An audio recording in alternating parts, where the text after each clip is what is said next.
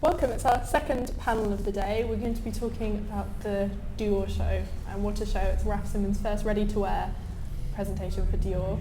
And what a panel as well. I have Camilla Morton, long-term boyfriend Judy Blame, because they've always been on the panel together. Yeah, we're serious. And at the end I have Caroline Evans.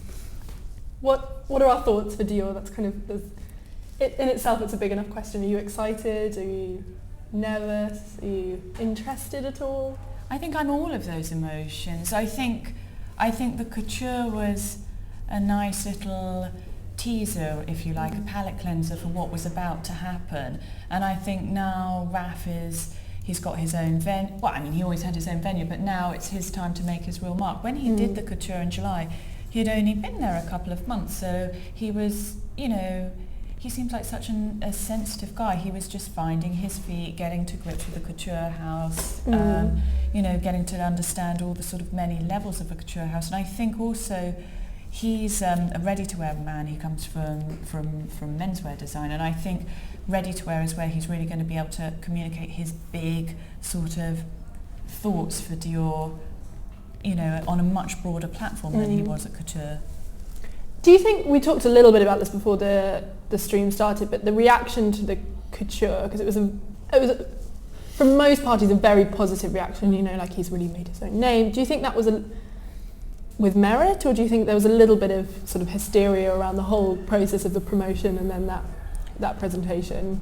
I think the whole thing has been quite a hysterical promotion, but I think the whole thing with Dior is the very DNA of the house is all about the new look. Dior started in 1947 and it caused a scandal because of its new look, its big volumes. People were ripping it off ladies in the street. Dior has always thrived on new look and scandal. And I imagine that Raf is feeling very much how Saint Laurent felt when he took over from his mentor, when Mr. Dior had a heart attack and he came to... I imagine that he feels like Saint Laurent now would have done, because he's got to take Dior to the next level. He's a very modern thinking guy, and it's his turn to give Dior the new look. And I think sorry, I'm just like being a steamroller, but I think Dior, Saint Laurent, they've got new people coming in to take the codes of the house and twist it. And I think the person that is going to be really interesting to watch this week is Lagerfeld at Chanel, because actually when you look at great design, as you say, Chanel, Cristobal Balenciaga, and it's the houses that have kept the codes of their house really strong throughout. And Karl has been so clever in understanding what the codes are and just constantly tweaking and reinventing. And for a couple of years, he hasn't had any competition on that front. So I think this week, these people, Raf at Dior and Eddie at Yves Saint Laurent, they've got a clean slate to say what they want to do. So I think those are the three houses that will shift everything. I'm going to shush for a bit. Do you agree? Do you think that it's kind of up the game? I completely agree. And I think the couture was interesting, but he didn't give that much away. I mean, it was a little bit heritage, and it was a little bit, could go in a very modern, newly structured way. I think he was just exploring the silhouettes and the codes. I mean, there you see... a hint of the bar jacket there with the padded hips and the way, you see hints of it. But even in his last collection in Jill Sander, even though he didn't know it then, that was more of a beautiful sort of love letter to Dior than, that was so sort of trying to... It was a modern take on Dior codes. And I think what is interesting with Dior is the codes of the house and the luxury and what Dior stands for. That magic is what they want to focus on again. It's a very small little venue they've got there. I'm interested that you mentioned the codes, because I think that's something that when Raf was appointed, people were there was all this, people say he was kind of a dark horse in that race for the house, and then when he was promoted, people say he's always been a minimalist, he's always been menswear, and there were a lot of sort of umming and ahhing over that. Do you think that he is right for Dior? Were you, when his appointment was first made, if you can think back that far, I know we've had the presentation since, so it's hard to go back into that sort of memory, but there was so much umming and ahhing over who it was going to be, and when it was him, what was your reaction? Well, I've known Raf since he first started out on his menswear. and watched him kind of move along his fashion trail, which I think is really quite interesting. And he's quite quiet, but he Thoughtful. really does his research and his... And I agree with you, Camilla. I thought the last Jill Sander was more Dior than the Dior Couture, and I was not disappointed, but I wasn't a huge fan of the Dior Couture. I was much more of a fan of the last Jill Sander, which I thought had modernised.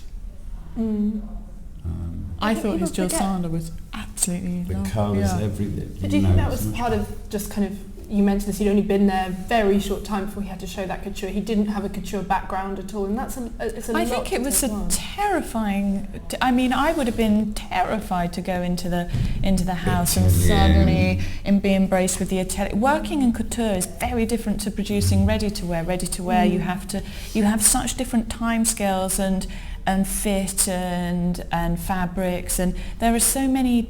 It's such a different process. It's the difference between making a cake and making pasta. It's like totally different ingredients. So I think he dived in really enthusiastically, as you would. I mean, I think he did well. Yeah. But I think it's one of those things, when you arrive in a house, you need to sit and watch how everybody plays their part in the opera before you start to unveil your song. I think.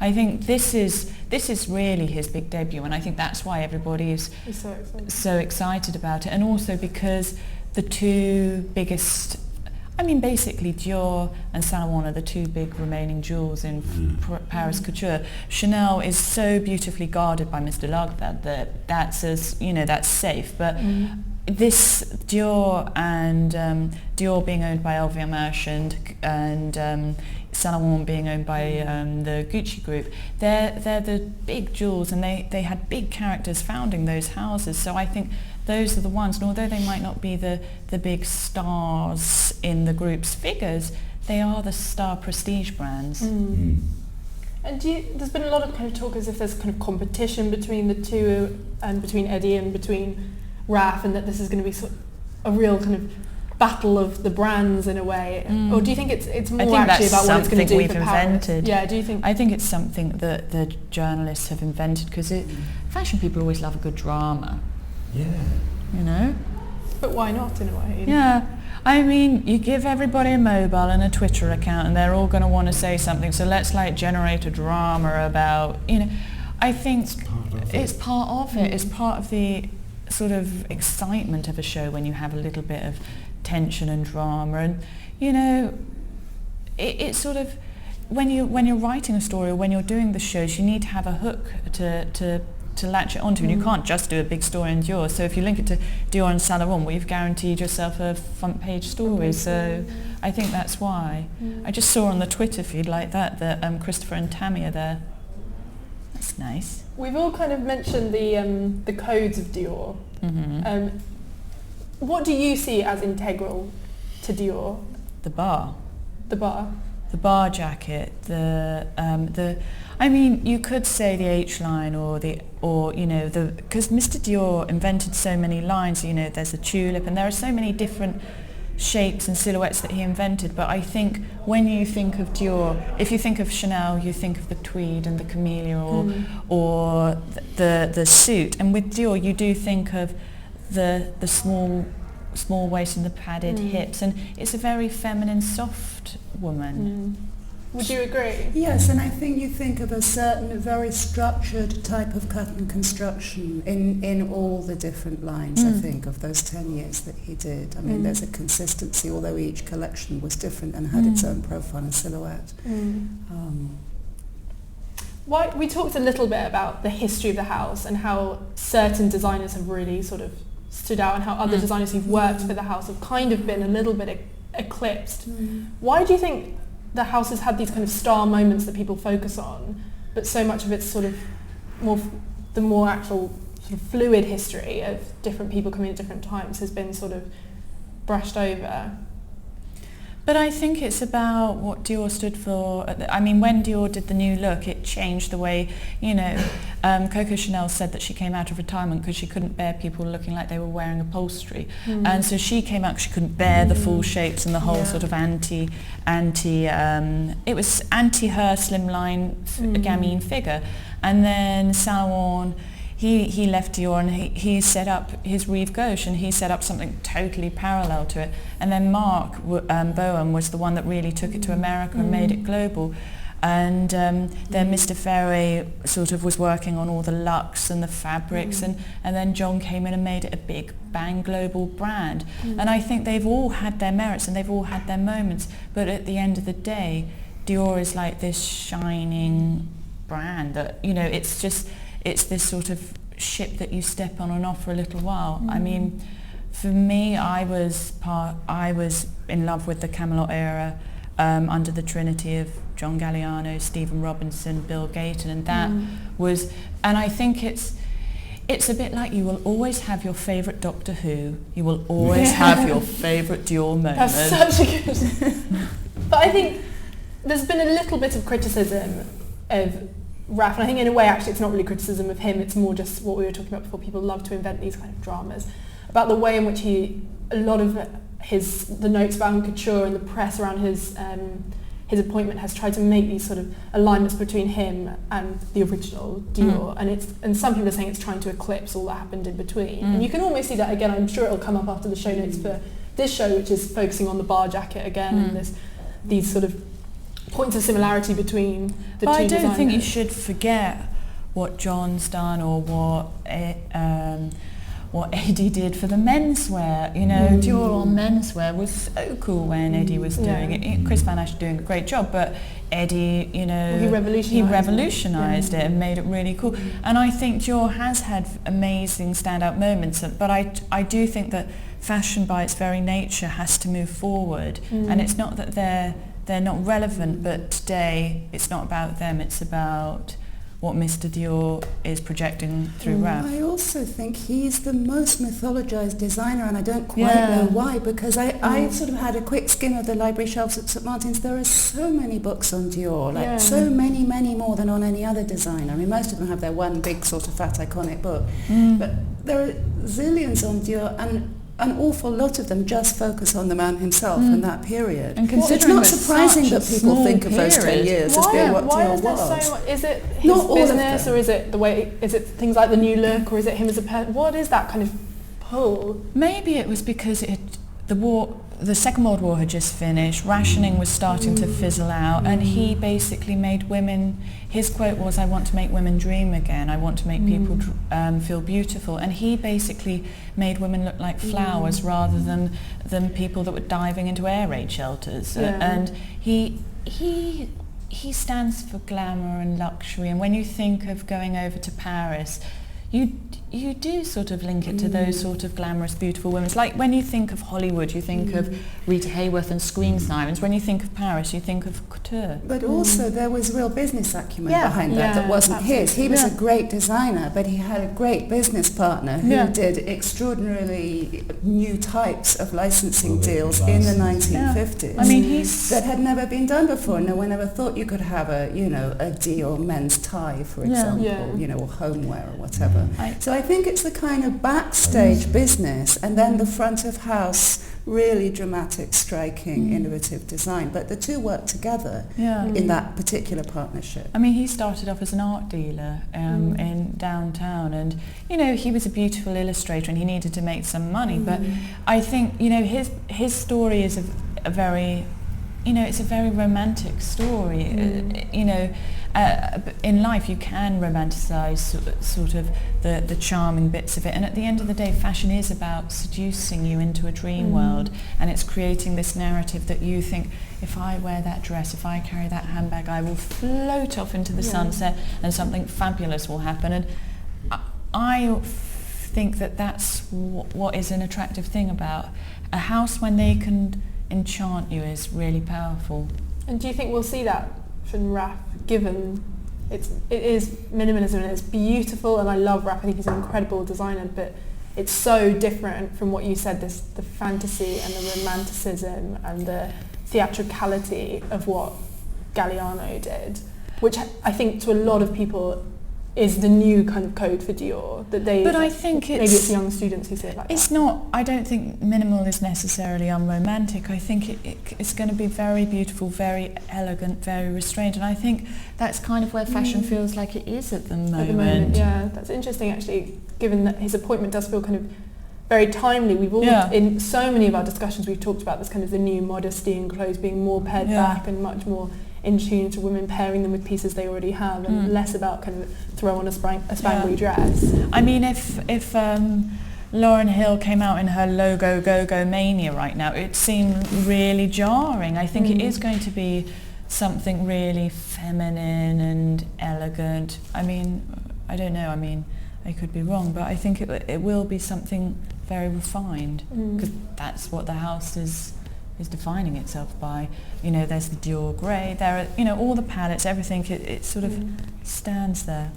And just to sort of give a little backstory to the show, as with the couture, the venues the rooms are split into different sort of colour-coded it's lots of different rooms. It's not and they're just named after flowers, the different rooms. I was like, it's a small venue. I thought I'd just... and the show, I said this before, it's picking up on the bar jacket. Right. But it's also looking at the theme of liberation, both tied to Raf as a designer, but also to the time of the liberation. Yeah, so there's a lot to be dealing with there, but it's very much there are 4 rooms. It's very much going back to Taya Bar. To 1947, it's mentioned in the show notes, and going against the orthodoxy to do something a bit different, embracing femininity and emotion and freeing up, and so the sense of liberation, I think, in the way that Dior worked with liberation, but also in the way that Raf is going to, is kind of central to that show. I think it must be terrifying to be Raf right now, to see all these people here, to see that feed exploding on the left, and all you're trying to do is do your job and fit the girls, get everybody in line, produce a collection. I think, as much as I love the way things live stream, it is kind of frightening how exposed you are nowadays. But I think it was always going to be like that in a way, because Jill Sander, as much as what he did there, it was, everyone loved it. It wasn't this huge name. And I think he's kind of been thrust. I don't know, do you think that's the case, Judy, or do you think he'll be handling that, sort of taking it in his stride? He's actually quite a quiet person. So I think he keeps a lot of it inside and then exposes what How would you handle being in his shoes right now? A complete mess, Camilla. Drama right, left and centre. But there's I think you're right, there's a lack of drama to Raf, I think, in a way. And there's no criticism. I mean, he's very kind of, he always seems very much in control. This room are not organised. They need to sit down. The other room were very sedately sat down. If you were designing right now, you'd be freaking out if you saw that on your monitor. I'd be hiding backstage, making sure the girls looked all right. I wouldn't be ignoring this lot. I wonder if he looks. I wonder if he'll... Sorry, Carrie, you were... Well, I was just thinking, when you say he's very calm and quite controlled, I mean, the Christian Dior look was always a very controlled look and a very considered one, actually. In that sense, you might say he's a good inheritor. And Jean-Paul Gaultier one time, I don't know whether I've said this on one of these things, you forget, I was trying to sneak us all backstage to one of the shows, and I was like, oh, can I come backstage? I really need Sean to be backstage. We need to be doing photos backstage. And he was like, no, it's not possible. And I was like, no, seriously, we're going to get backstage somehow or another. And he was like, couture or ready to wear, you're only meant to see the swan gliding. You're not meant to see the legs kicking frantically underneath. And he's kind of right. You want to just see it glide out. You just want to see it beautiful. You don't want to see the pandemonium out front or in the back. You just want to let it just sort of reveal itself. But do you think that's maybe They're two completely different things, aren't they? I mean, I adore working backstage. Yeah, but helping it's like... the designer to realise the swan, but I also love sitting... or standing. I haven't sat out for ages. I prefer watching shows standing in the backstage. I think it's more authentic. Both of them, I like to see I like to see them sweat and cry. I like to see if they're... No, but also, when you see someone's too calm, you're like, really? Are you alive? Like, I like to see them really get their hands on and be you see people care so much about each look, or tell them a story as they're about to go on, or... I mean, is there a lady from the atelier still in her little white coat? Oh God, there will be. There so will be. There's little... Yeah. This room is very ordered. Still sewing the buttons on. Oh But gosh, yeah. do you think there's a kind of an overriding, don't want to sound pessimistic, but an overriding kind of almost a sadness to this in a way, because the amount of hype, and as we all said, the amount of pressure, you know, like, look at this tweet deck just going crazy, the live stream, all the hullabaloo that surrounded the couture, and you think kind of, it's such a pressure, and there's always that fear that you think, is that just going to push someone over the edge? Well, I think the thing is fashion's a funny industry. It builds these people up to be these enormous personalities, and then it explodes like a balloon. And I think actually where we are with fashion at the moment, we're all a little bit nervous, and we're all being a little bit more careful about each other. And although there is all this massive pressure on Raf, they've been very controlled, that he hasn't done loads of preview interviews. He hasn't been sort of walking the plank too much. And I think they are, as much as you can with something this huge, they are trying to protect him. And I hope after this, a bit like Kate Middleton in the run-up to her wedding, you couldn't move whether you were interested or not, with a photo of her walking up the road, getting out of a car. Like, it became out of control. You felt like you knew her personally.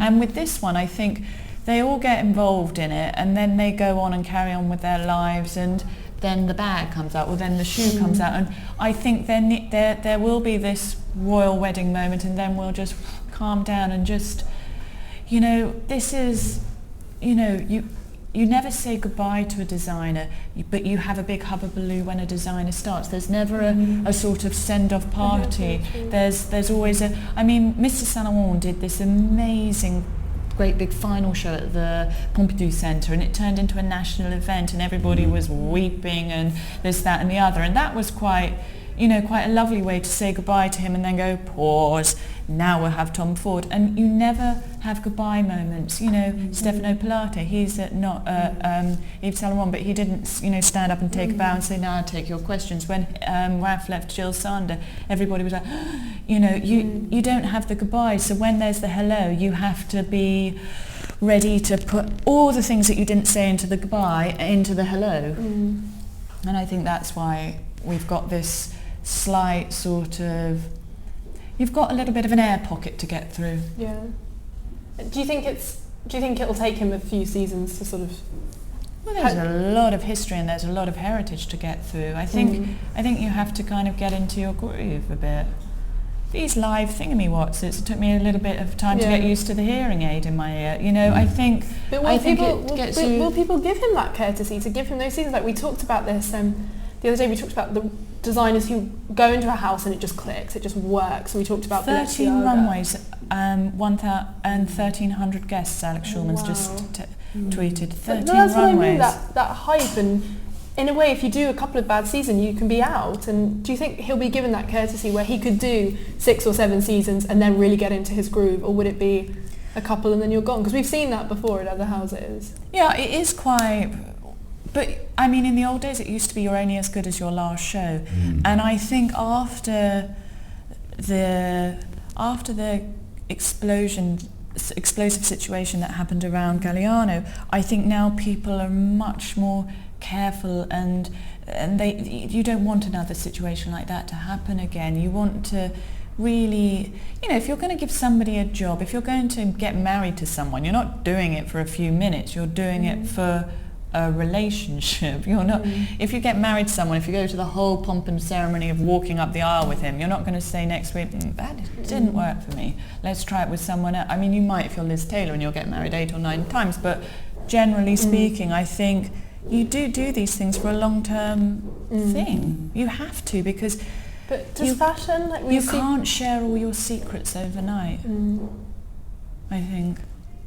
No, I think that's okay. But why do certain Why, Robert De Niro and Ralph's Kanye had West. one of those kind of careers. Yeah. Yeah. I mean, Yeah. he has really gone from almost street fashion through Yeah, I mean, hundreds his of menswear different has been, he's sort of a chameleon. eras, and you know, I think Yeah. he's ready for a position like this. That's and interesting. You know, I don't think that I mean, he's Dior not a people would child. employ him on a He's whim not a because child. Yeah. he did a He's- brilliant job No, at Jill definitely Sander. not. You know, Yeah. it's they look at a whole. I mean, Yeah, when- and they want, to build a Yeah. brand, so it's not, you can't really do that with people chopping and changing Yeah. every 2 years. Yeah. That can't be in I the mean, plan. Ralph's been pretty consistent, Yeah. even Yeah. if you didn't always like his clothes. I mean, from Yeah. a press and a commercial point of But view, do you wouldn't you think- say, yeah? But he does always get pocketed as kind of minimalism and menswear, but in a way, you know, that's not. He Well, really let's proved that with the see. last Jill Sander collection. That's not all the strings to his bow. And do you think this will be just, rather than him kind of trying to shape himself into Dior, will be more a chance for him to show off another side to his abilities? I think he's a hugely talented designer. If you look Yeah. at from where he's come, not where he's come, but he started in menswear with his own label, what he did with Jill Sander, he's like hugely versatile. I think it's a great challenge to give him. I think it could be really exciting. Whoa. So I'm just giving it a refresh. But Ooh, 13 runways, like But it's flat 1,300 runway. guests, is that? But in a way, it's a way. It looks slightly like the way they used to waft around a salon show. It's a You're salon very show close to the clothes. In a modernist or a minimalist interior, isn't Yeah. it, this? Because how many salons are there in this, do we know? Alex said there are Alex 13 said runways. 13 runways, but So they'll be going crisscross. they'll I be think they're, crisscrossing through, exactly. I wouldn't want to be a model in this Yeah. one. Yeah, I mean, I'm really going to have to Hope concentrate the shoes there. are comfy. Those long underground changes, isn't it? So what are we, For 5 to focus a bit more directly on the show, so what are we expecting? Yeah. So I've said it's going to focus on the bar jacket. It's looking very much at the heritage of the brand, looking back to 1947. Is that what we were expecting? Something that was almost very deferential to the history of the brand? Well, I don't think Ralph's going to be retro about No. it. He'll bring something else. Oh, look, to lights down. Oh, show started. Do we have music or? Yeah, I can turn that. I like the billowing of the air conditioning. I'll move this out so we get rid of those. Oh, you could feel a pin drop. Let's hope it doesn't.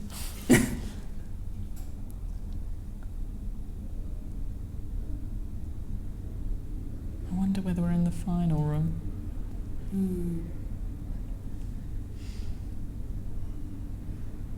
Talking of the couture in his last collection at Jill Sander, I also thought you could see the kind of continuation between what he was sort of playing with there. You know, you said it was more Dior than what he did with the couture, and I think that's quite interesting to see him kind of gear up in a way for what he was going to do. And he went out from Jill Sander almost nodding to what he was going on to do. Yeah. I mean, whether he knew or not, but I think he looks like he's quite fallen in love with the codes. And I think when you come to a house, you have to fall in love and immerse yourself in the Well, you world look that at you're joining. Albert at Lanvin, you can Yeah. see that it just. And also the ateliers must be so beguiling. Yeah. I mean, how could you not fall in love with all that opportunity, really, when you go into Oh, here we a go. couture atelier? He has said in his show notes that he loves minimalism and he's a fan of minimalism, which is interesting to acknowledge that. Oh, they're walking through the curtains, maybe.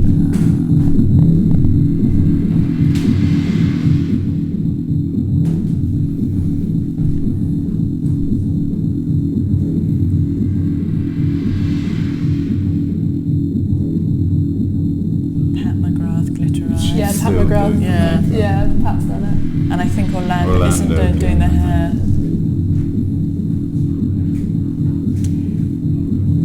It's got that slightly bar suit padding. Yeah, it's look got on a the slight hips, bar, hasn't it? but it's does. weird, There's a bit of padding in there. The cigarette the smoking, the tuxedo seems to be very much part of the vocabulary in Paris this time, and I think at Salomon that will be obviously something that Eddie does.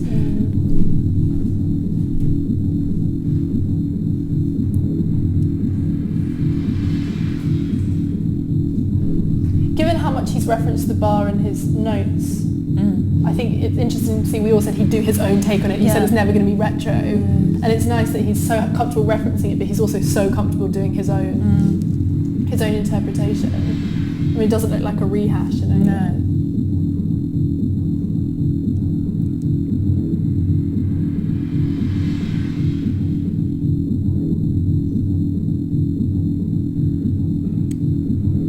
Is that her hair or is that a fold on the top of the jacket? That's a fold.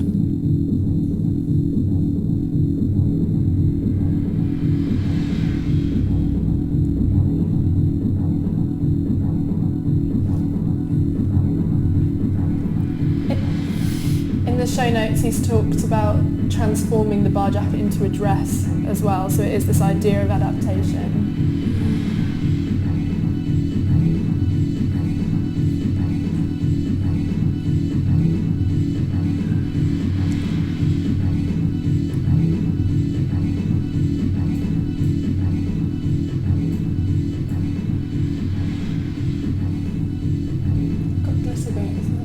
I like the way he's highlighting the silhouette.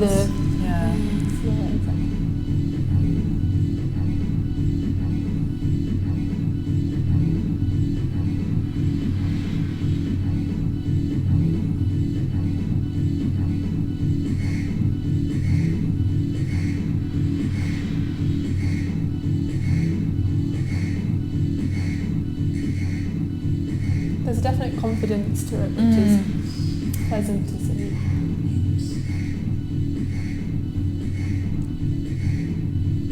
It's great the way that fabric's hitting the light.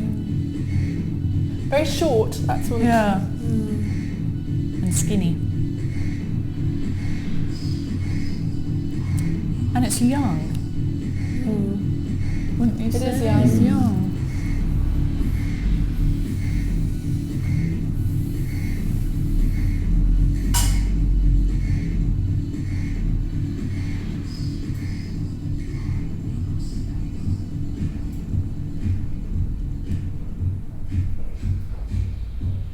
I like the way you can see that it's Raf. Yeah. You can see it's Raf as much as you can see Dior. It's quite graphic too, isn't it? Yeah.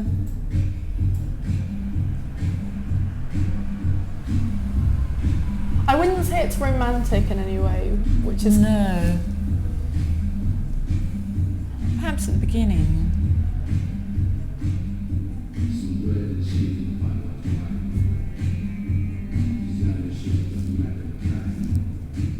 What are you thinking, Lou? I like it. I love Raf, so I was always going to like it. I like the way he's double layering there. I'm still waiting to dream.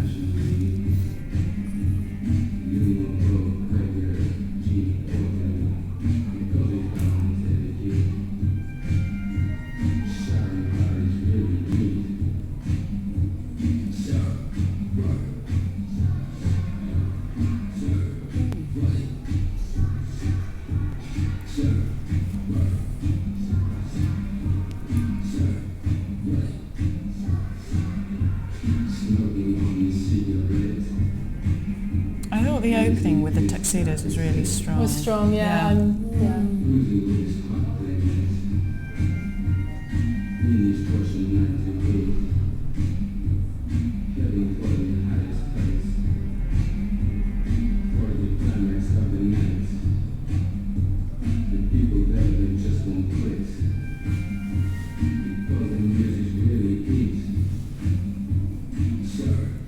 Commercially, he's putting it in a very different field to before, don't you think? Yeah, it's quite a different woman that will wear very this. different. That does not worry me, but I do think this, you wouldn't say this is what the Dior customer would go to Dior for. It's a lot more severe in a sense, I think. It's a lot more modern, I think. Yeah. As well, isn't it?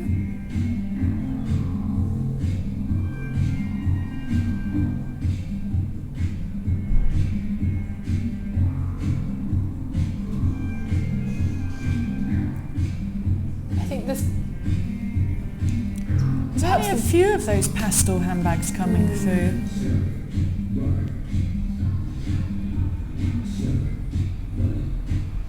just had a shot of Mr. Toledano, the president.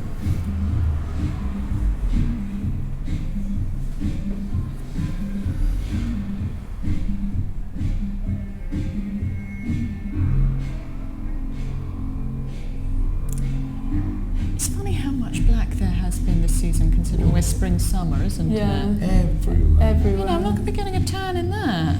I think it's this idea of seasons. It's just gone. We've said this in a few of our discussions. No, I know. Because you're a global shopper. It's No, I know, but we've obviously given up waiting for good weather. I wonder if Sabrina Fair, if she was coming to Paris to shop now, where she would go.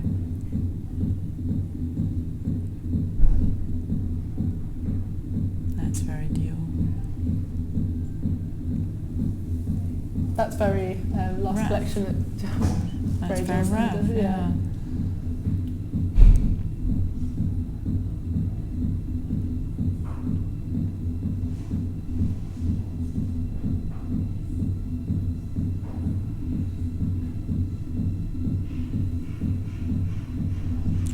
Must be really pressure to walk in a straight line. I always walk in a little bit of a zigzag.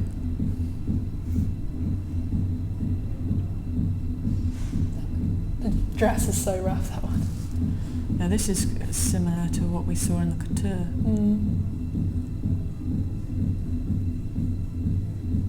That's very similar to the couture this year.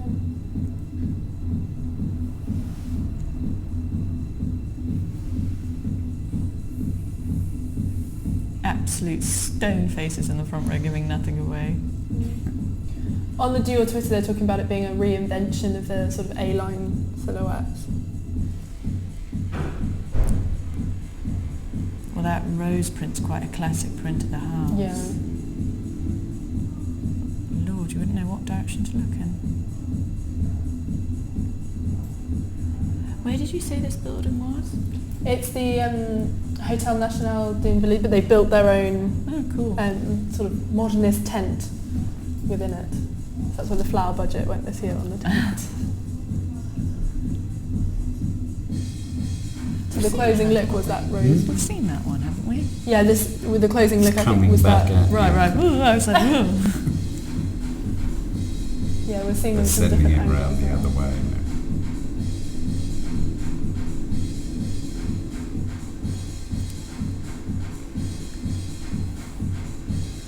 Oh, that's interesting to see the back.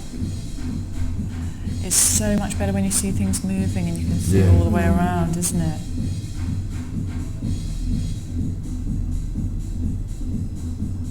Bag especially. Yeah. Woo.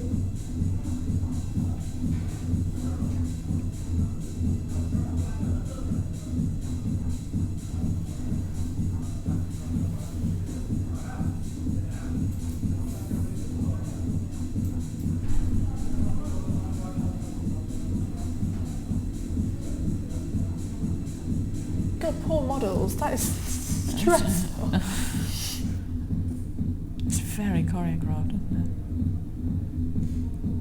It's just quite military, isn't it? Yeah. Yeah. With the beat as well.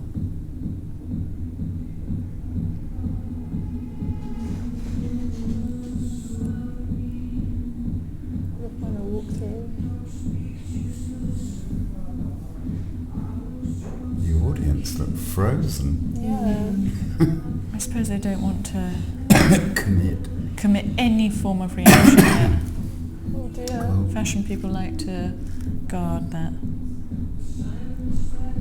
It's interesting, I'm sure I saw the Net-a-Porter people front row. This has obviously attracted new buyers, so reps buyers have come over to see it as well. Oh, it's Susanna Frankel.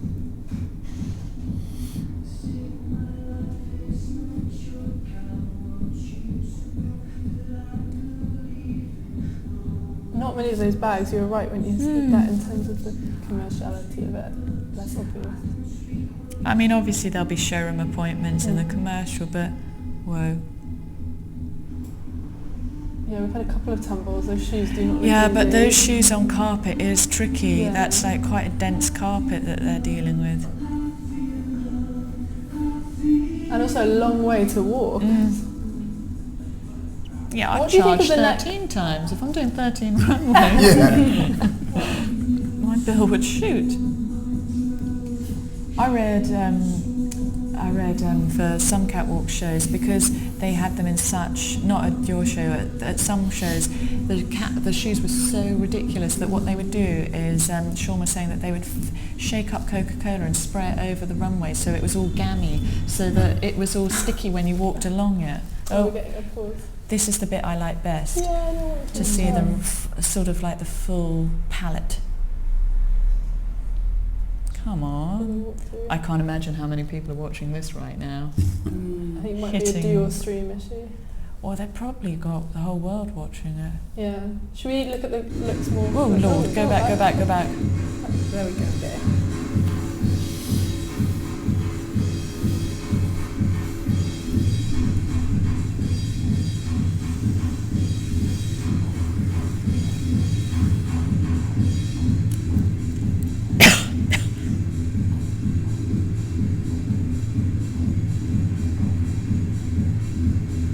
I don't understand how that take a picture thing works. No, neither do I.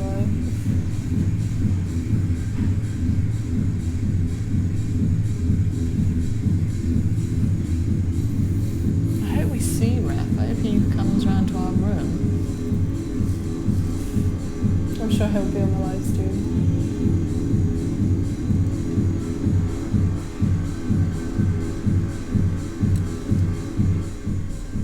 It's not enjoyable to watch a show where you worry for the There he girls. is. There he is.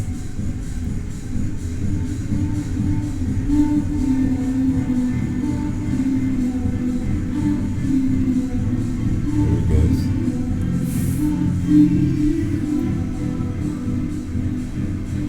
So he has to sprint around as He's well. got to look. walk all over the place. Jogging. Oh, he's got lost.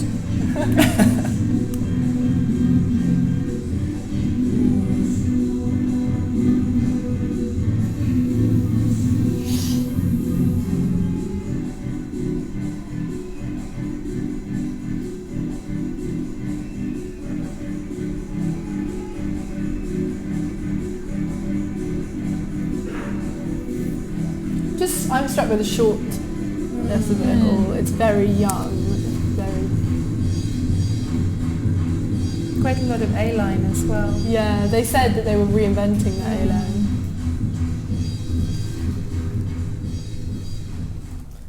What are our gut reactions, first reactions, if that's not too cruel to ask?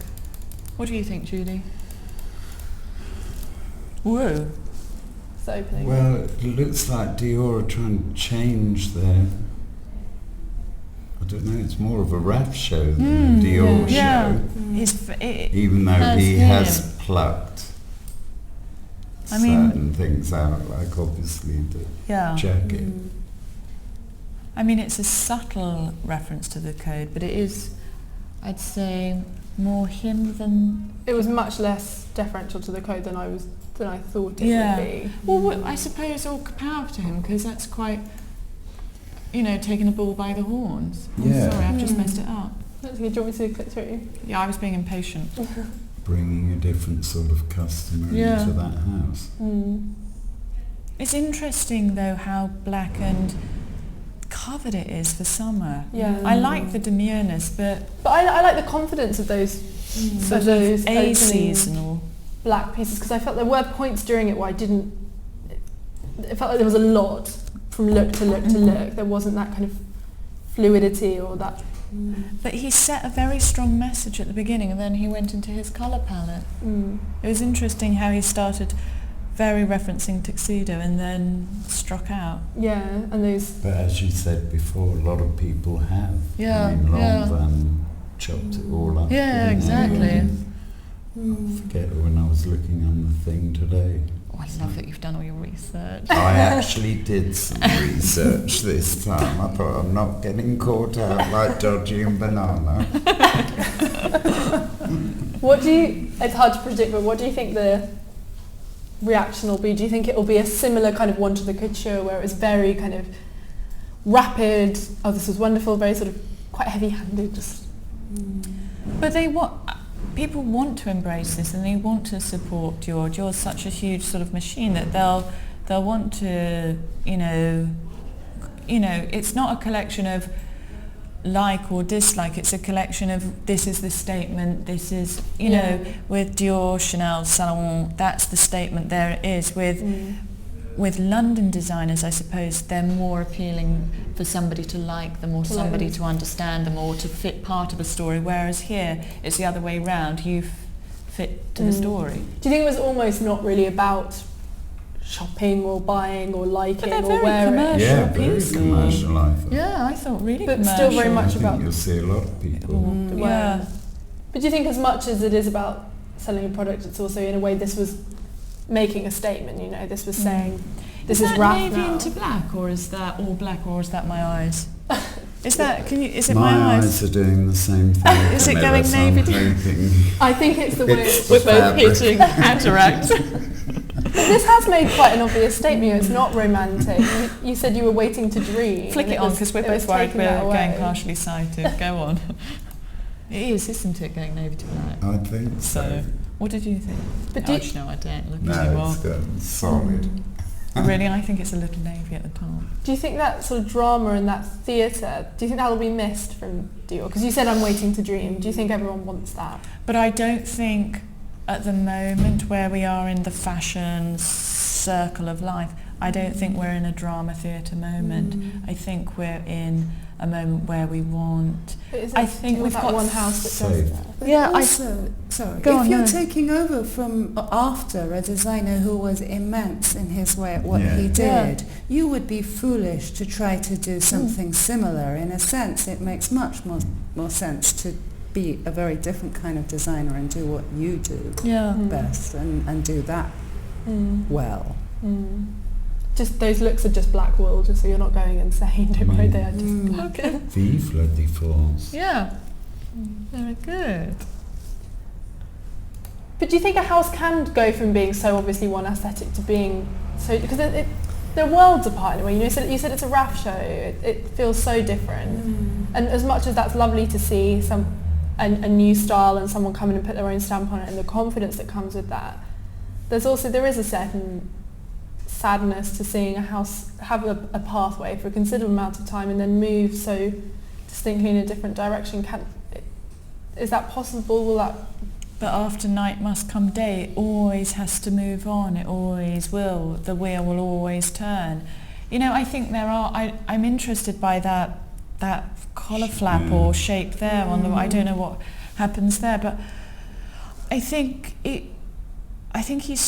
what he's done is quite wise, because he's stripped it right back so he can sink in his foundations. This is his right. Well, this is where we're going to build from. You can't come in and try and do a Galliano. Only a Galliano can do a Galliano, and I think he would have been foolish to try and pastiche that, because it's got to be his vision of Dior, and so he has to go to the elements that he understands, and while he's building up a relationship with the blueprint, he has to explore those cuts and drapes.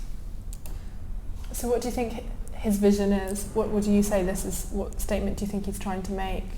Well, he wants it to be modern, doesn't he? Do you think modernity is and relevant, I think, as well? We saw that with the short and...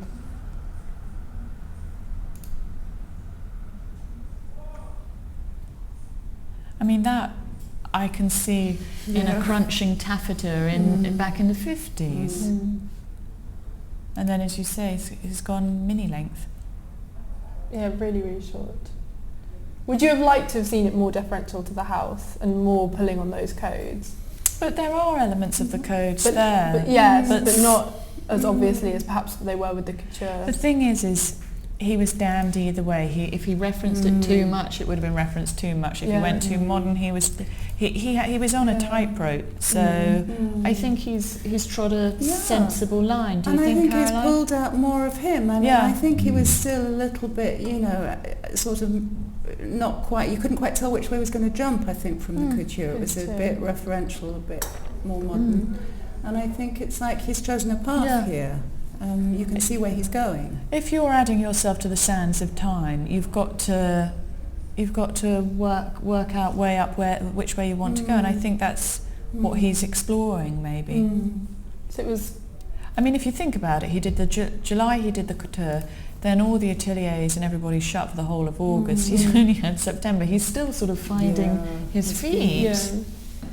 And as much, I guess that's what this was in a way. It was as you said, finding his feet, deciding what path he's going to go on. And also from this, I imagine that the buyers will say, "Oh, we love this. We're not so keen on this. Adore this. This is fabulous. Give me more of this, that, and the other." And then the press will say, "Okay, we're all going to shoot look number da, but we're not going to shoot this one. And then give us more handbags. Give us these." I mean, you know. Yeah, hopefully they will give him more time because he's brought some of the elements that he's already been playing around with into a very established house and started mixing them. You know, the thing about Raf, even with Jill Sander, you know, it just got better and better and I you mean, really saw him blossom that house, and he's not frightened to bring the big wide stripe back. It might be a different length. I mean, and he'll also have, you know, all that pleasure of working with a different atelier. So, you know, you work with a particular set of people in the fleur atelier or you're doing tailoring. I think there's lots of good opportunities for sort of different ways for him to go.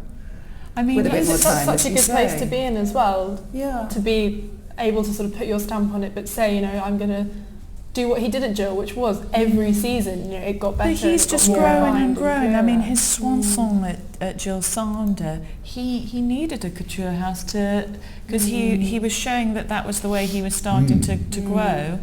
And then, you know, I think these are very interesting to see how they will develop into couture, because there are those lovely classic photographs at Dior where they have the fitting models being fitted into her evening gowns, and you have the Toile and the Victoire or Francine or one of the classic house models being fitted, and that almost looks like the half fitted. It looks like the demi-toile, of course it does. Yeah, absolutely. I hadn't thought of that. Right. Yeah.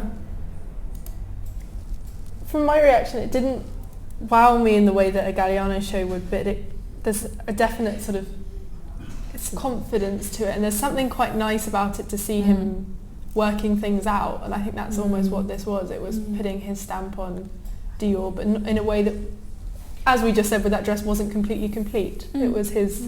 I think he does bits of decoration like that too. It's rather intriguing. You're thinking, like, what are those heart shapes? What's he done down there? You know, what's he up to? Actually, I do wish I guess they'll be closer. It'd be nice to know what... I mean, this part, it almost looked like he was doing a Raf playing around with it's not Dior, but it's the Salon Mondrian collection. It almost looked like he was playing around with that. Isn't it, in silhouette? The colour block. Didn't you think? It was more feeling like it was, you know, he was looking at... I think, I don't know, maybe he was looking at original Rive Gauche, you know. Well, even with the opening smoking, I thought this was slightly Rive Gauche, but with a bar suit hip. I mean, that's sort of like half drape on the side. That's a very Dior thing. Like, there are lots of archive shots, and but it's so not archive, it's modern as well as it's referencing that. But isn't this quite nice about it in a way that we're all kind of sitting here and you don't quite know where he's drawing from, you don't quite know whether he's picking from this, he's looking at that. It'll be very interesting to see which pieces are chosen and what they and what also becomes the symbol of that collection, and also what they shoot for the first advertising campaign and how they choose to package that and what women really are wearing. See some dodgy Hollywood actress in it, can you? No, and also, you know, I think in the 80s is when, you know, Dior really started to be sort of promoted as a luxury brand for overseas sales, you know, and that's a big part of big brands like Dior today. So it'd be interesting to see where they go in terms of, say, the Far Eastern markets, in terms of how they promote and Do you think market it would that sort of luxury. Well, I'm wondering. Because it's not luxury. It's not in that sense, is it? So it'll be interesting to see. In a traditional sense, but that the house stands for luxury. Yeah. There's this lovely Jean Cocteau quote that he said, Dior is that nimble genius that is a mixture of Dieu et Dior. So he's God and gold. And it's the French two words combining. And I think that it's that sort of richness under it, you know, and maybe that's something that you can explore more in the... Oh, it is navy and black, well, thank God for that. Yes. Judy, we don't need to section ourselves. And that is true, yes. I can see from here. God. No, but that... That demi-toile, the half finish there is, I mean, it's not, it's, I like that he teases that it, you know, it looks like he's still finding his path. Well, it's not that it's would be very much finished, but I imagine that moves well, the previous. Well, the movement to all the clothes, I think that was something that was, as much as they were sort of more... Well, that was one thing I found the other day with Gareth Pugh. It was hard to do it with just still photos when you couldn't see how it flowed. I love it. You are right with those little embellishments. There's kind of a wit to them. He's kind of forcing you to think, what's he doing? Like, what's he playing with there? Those are very Dior paillettes, those flowers are very... I want to have a look at them. Are they appliqué or... I think or what? I think it's embroidered. Are there sequins? The sequins appliqué. And these are the closing looks, which I think were very, very true to what we saw at the couture as well. But I look at this and it reminds me of that Jill Sander collection that everyone was obsessed with. It was those kind of white, almost t-shirty shapes with those big colourful skirts that started quite abruptly. And it's very Raph and Jill in that degree. But as you said with the rose, it's very Dior, and it's... But also the metallics are quite modern too. Yeah.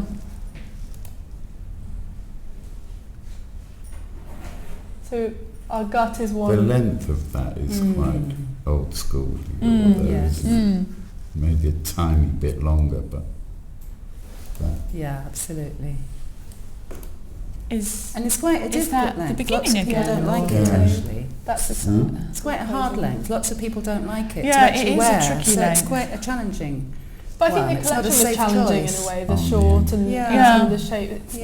We said this morning as well, which is Ian Webb talks about the rise of clothes that's sort of difficult to wear, and it's not all about throwing on something easy that's going to make you look glamorous in a sort of like commonly accepted sense, but more something that is a bit more challenging.